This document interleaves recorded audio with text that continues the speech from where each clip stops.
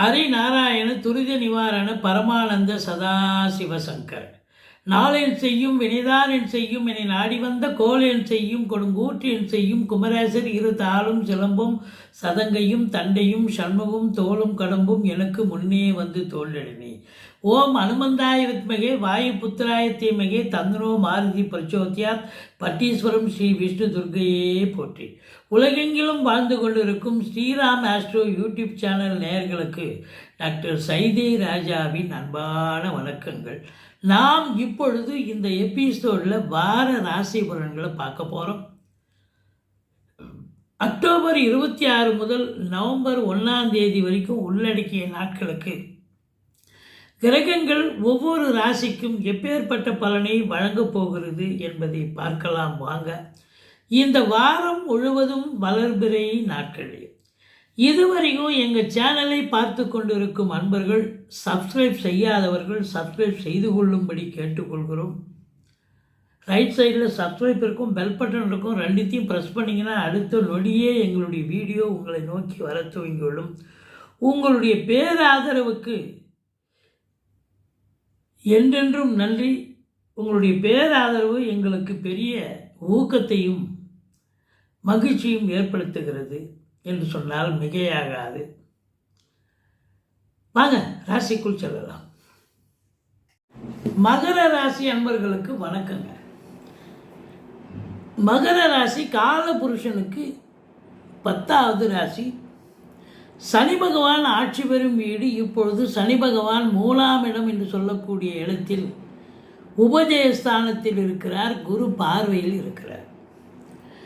இது நாள் வரைக்கும் சனி பகவான் எவ்வளோக்கு எவ்வளோ உங்களுக்கு இடர்பாடுகளை தந்தாரோ, ஆனால் இனி உங்களுக்கு உபஜயஸ்தானத்தில் இருக்கிறதா தொட்டதெல்லாம் தொடங்க போகுது. தொழில் ரீதியாக உத்தியோக ரீதியாக சாதிக்க போகிறீங்க. உத்திராடம் 2, 3, 4 பாதங்கள், திருவோணம் அவிட்டம் 1, 2 பாதங்கள் உள்ளடக்கியது. ராசிநாதன் முயற்சி ஸ்தானத்தில் இருக்கார். எடுக்கிற முயற்சி சக்ஸஸ் ஆகும். உபஜயஸ்தானம் சொல்லக்கூடிய இடம். ராசியை குரு பார்க்குறார். சூப்பருங்க. தெளிவான சிந்தனை, செயல்கள், எண்ணங்கள் ஏற்பட்டு நீங்கள் ஈடுபட்டு கொண்டிருக்கும் தொழிலாகட்டும் உத்தியோகமாகட்டும் அதில் முனைப்போடு இருந்து சாதிப்பீர்கள் என்று சொன்னால் மிகையாக. பாருங்கள், 2ஆம் இடத்துல ராகு இருக்கார். இது நாள் வரைக்கும் 2ல் ராகு குரு பார்வையில் இருந்தார், மிதுனத்தில் இருந்து. இப்போ அவர் கடகத்துக்கு வந்துட்டார் குரு. அதனால் ராகுவை குரு பார்க்க முடியாது. தனித்த ராகு. அப்போது 2ல் ராகு, 8ல் கேது, நாகதோஷம்னு சொல்லக்கூடிய ஒரு நிலை ஹெவியாக இருக்குது.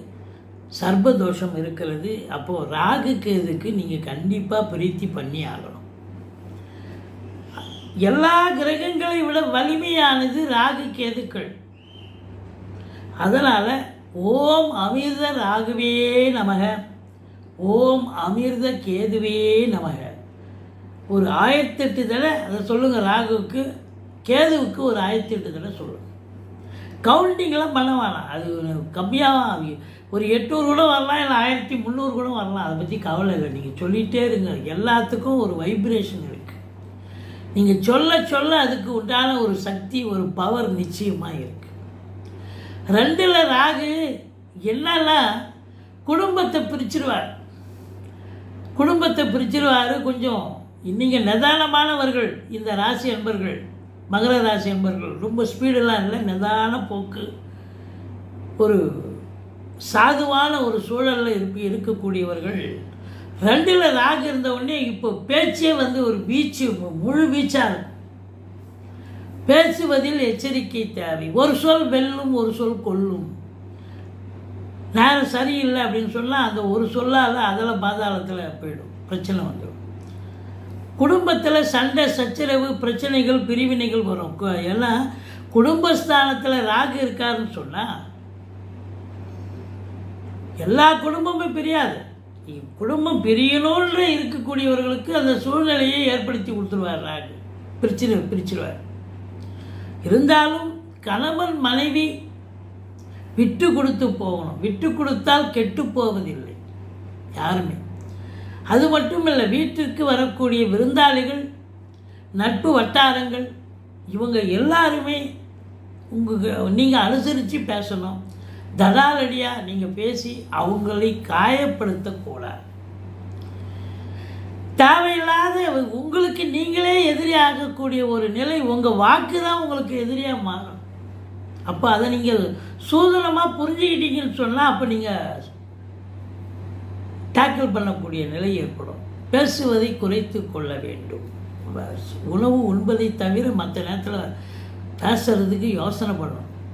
யோசனை பண்ணி தான் யாராவது கேட்டாங்களும் யோசனை பண்ணி பதில் சொல்லணும். 2ல் ராகு, வருமானம் நல்லா வரும், சூப்பராக வரும் உங்களுக்கு. இப்போ பிறப்பு ஜாதகம் சிறப்பாக இருக்குது அப்படின்னா இதுவும் கைகோர்த்து பழம் நழுவி பாலில் விழுந்த கதையாக இருக்கும். மகரத்துக்கு 10ஆம் இடத்தில் 10க்குடைய சுக்கிரன் ஆட்சி பீடம் ஏறுகிறார் பரிவர்த்தனை யோகத்தில். அப்போ வருமானத்துக்கு குறை உண்டான சூப்பர், நல்ல வருமானம் வரும், சம்பாத்தியம் சிறப்பாக இருக்கும். ஆனாலும் குடும்பத்தில் நிம்மதி சந்தோஷம் இருந்தாலும் நீங்கள் பேசுவதில் ஏதாவது ஒரு பிரச்சனைகள், அதனால் ஒரு தாக்கம் ஏற்பட வாய்ப்புகள் இருக்கிறது. அதாவது அலுவலகம் போகிறீங்க, அதாவது உங்கள் ஆஃபீஸுக்கு போகிறீங்க, தேவையில்லாத வாக்குவாதம், சண்டை, சச்சரவு. அவர் என்ன கேட்குறாரு அது கேட்குறதுக்கு தகுந்த மாதிரி ஆம் இல்லைன்னு பதில் சொல்லிட்டு நைஸாக நழுவிடணும். ஏன்னா 2ல் ராகு இருக்கும்போது வீண் வாக்குவாதம் வேண்டாம் என்று பலமுறை அறிவுறுத்தி சொல்கிறோம். பாருங்கள், 7 சனி நடக்கும்போது பிரச்சனை அதிகமாக இருக்காது உங்களுக்கு. ஏன்னா உங்களுக்கு ராசி பகவானே சனி பகவான் அந்தளவுக்கு எடுக்க மாட்டார். ஆனால் ராகு இருக்கார் 2ல், ரொம்ப கேர்ஃபுல்லாக இருக்கணுங்க. குடும்பத்தை பிரிச்சிருவார். ஏதோ ஃபோன் கால் வரும், ஏதாவது நீங்கள் தவறாக நீங்கள் அதை புரிஞ்சுக்கிட்டு ஒரு பதில் சொல்லி பிரச்சனையை வரலாம். ஏதோ ஒன்று பேசுவதில் கம்யூனிகேஷன் பண்ணுறதுல கொஞ்சம் எச்சரிக்கை தேவை. மற்றபடி இளைய சகோதரர்கள் உங்களுக்கு ஆதரவாக இருப்பார்கள்.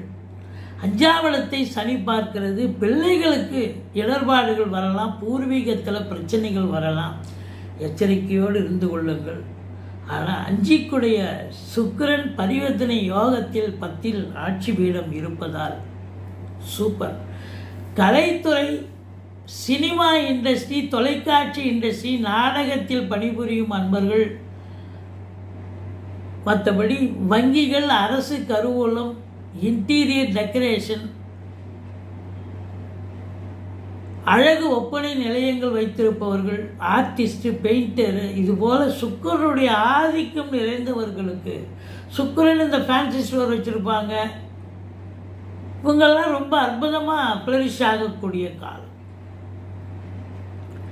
அதே பார்த்தீங்கன்னு சொன்னால் உங்களுக்கு 9க்குடையவன் 9ல் உச்சமடைகிறார். பத்திரிகை துறை, மீடியா துறையில் பணியாற்றக்கூடிய அன்பர்களுக்கும் ஒரு பொற்காலம். புதனுடைய ஆதிக்கம் நிறைந்தவர்களுக்கு காலம் கனிந்து வருகிறது. இந்த மகர ராசி அன்பர்களுக்கு எதை தொட்டாலும் பாக்கியமான ஒரு சூழல் நிச்சயமாக இருக்கிறது. கணவன் மனைவி இடையே இருந்து வந்த கருத்து மோதல்கள் விலகி, 7ல் குரு இருக்கார், கணவன் மனைவி இடையே கருத்து வேறுபாடு வராது. ஆனால் 2ல் ராகு இருக்கார், குடும்பத்தில் பிரச்சனை வரும். மற்ற குடும்ப உறுப்பினர்கள், வீட்டிற்கு வரக்கூடிய விருந்தாளிகள், நட்பு வட்டாரங்கள், இவங்களால் பிரச்சனை வரும். இதில் பாருங்கள், 8ல் கேது இருக்குது. அதுதான் ராகு கேதுவுக்கு வழிபாடு பண்ணுங்கள். ராகுக்கு துர்க்கையை வழிபாடு பண்ணுங்கள் செவ்வாய் வெள்ளி காலங்களில். இது கேது பொறுத்த வரலையும் நீங்கள் கேதுவுக்கு பிரீத்தி பண்ணிக்கிங்க, பிள்ளையாரை வழிபாடு பண்ணுங்கள். கேதுவுக்கு ஓம் அமிர்த கேதுவே நமகன்னு 1008 தடவை சொல்லுங்கள். நீங்கள் சொல்ல சொல்ல உங்களுக்கு எந்த ஒரு பின் பாயிண்ட் பிரச்சனை வராதுங்க. எல்லா கிரகங்களை விட வலிமையானது ராகு கேதுக்கள். இப்போ ராகு கேதுவை நீங்கள் கெட்டியமாக பிடிச்சிட்டீங்கன்னு சொன்னால் அது அதனால் உங்களுக்கு எந்த ஒரு சிரமமும் வராது. தலைக்கு வர்றது தலைப்பாயோட போகும் அப்படின்னு சொல்லலாம். திருமண வயதில் இருக்கும் இந்த மகர ராசி அன்பர்களுக்கு திருமணம் கைகூடி வரும். கூட்டுத் தொழில் சிறந்து விளங்கும். கூட்டாளிகளால் நன்மைகள் நடக்கும். சமூகத்தில் பேரு புகழ் அந்தஸ்து உயர்வடையக்கூடிய காலம். இந்த 9ஆம் இடத்து அதிபதி புதன் உச்ச நிலையில் இருக்கிறார். தந்தையால் அனுகூலங்கள், தந்தை வழி சொந்தங்களால் ஆதாயம், தாய்மாமன் வழியில் அனுகூலம், அரசாங்கத்தில் உயர் பதவியில் இருப்பவர்களுக்கு பொற்காலம் அப்படின்னே சொல்லலாம். சாதிக்க முடியும், ரெகக்னேஷன் கிடைக்குங்க. இது நாள் வரைக்கும் வேலை பார்த்து யாரும் உங்களை சீண்டலைன்னா இப்போ உங்களை பாராட்டுவாங்க. அதுதான் நேரம், அற்புதமான தருணம்.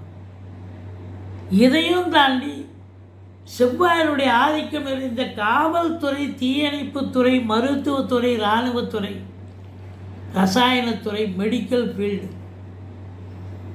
விவசாயம் சார்ந்த பிரிவில் பணியாற்றுபவர்கள் அத்துணை பேர்களுக்கும் ஒரு கொண்டாட்டமான ஒரு காலகட்டம். 12ஆம் இடத்தை சனி பகவான் பார்ப்பதால் வேலைக்கு உண்ண மாட்டீங்க, உறங்க மாட்டீங்க, டென்ஷனாக இருப்பீங்க. 10 ஆட்சி பீடத்தில் இருக்கிறார். நல்ல தொழில் ரீதியாக நல்ல ஒரு திருப்புமுனை ஏற்படும், நல்ல சம்பாத்தியம் இருக்கும், அதிகப்படியான உழைப்பும் இருக்கும். அப்போது 12ஆம் இடம் என்பது சனி பார்வையில் இருக்குது. செலவினங்கள் ஒரு சிலருக்கு அசுப செலவு கூட ஏற்படும் அப்படின்னு சொல்கிறோம். மற்றபடி கணவன் மனைவி ஒற்றுமை, பிள்ளைகளுக்கு இடர்பாடுகள் வரும், பிள்ளைகளுக்கு செலவினங்கள் ஏற்படும், மருத்துவ செலவுகள்.